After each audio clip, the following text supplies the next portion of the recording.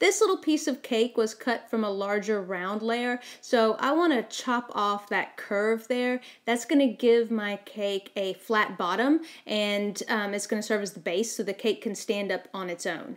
Then I'm going to take my knife and I'm going to round off the corners and smooth out the edges.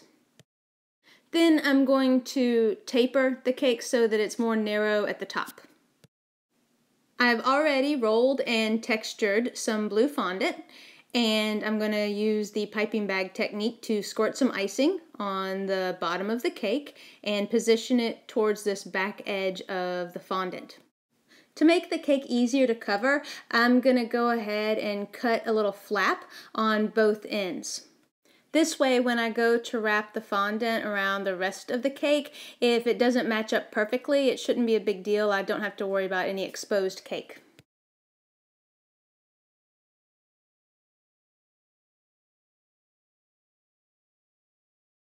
And it doesn't need to look pretty because more than likely it's going to get covered up anyway. Alrighty, I'm just going to cut off this excess and use it to make sure that the cake gets covered further up the sides.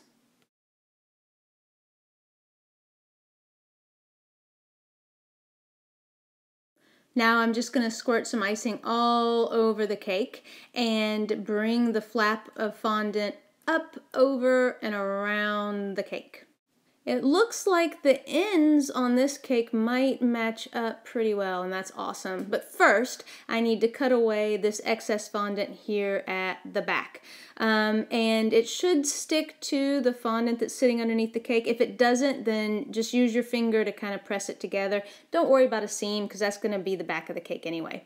And then you just want to push the ends together like this on the sides. I'm going to mold a couple of pieces to be embellishments for this little cake. And remember, when you're using these molds, you're just going to press a blob of fondant into the cavity. Use your shaping foam and a palette knife or an angled spatula to trim off any excess so that it's flush with the top of the mold. And then you can always, smooth the fondant out in the cavity if it moves a little bit when you trim off any excess.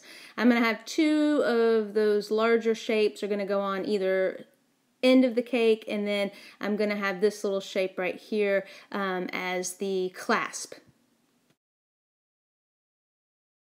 I'm also going to use this mold to make a strap for the purse. I've sped up the process so you don't have to waste your life watching me mold this little strand of whatever the heck it is to use as a purse strap.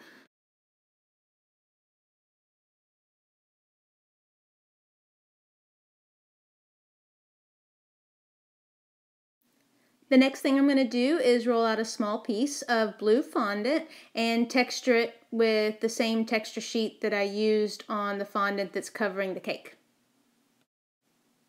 This is going to be the purse flap, so I'm going to lift it over my cake and get an idea of how I need to trim it. This is pretty much just me eyeballing it. I'm not making any precise measurements or anything like that.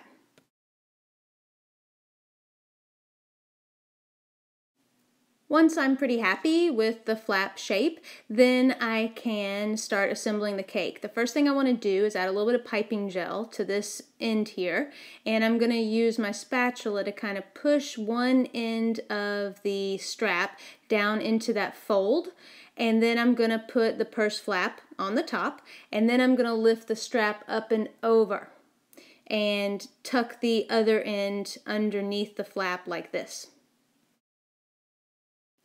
Next, I'm going to take my pinwheel tool and give the back of the flap kind of a stitching effect. Like that's where, it would be attached to the purse. And then I'm going to add on these little pieces that I molded for the ends.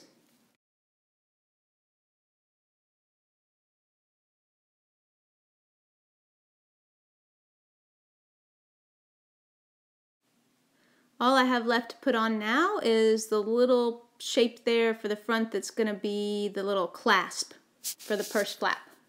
Oh, and of course don't forget to dust the whole thing with super pearl.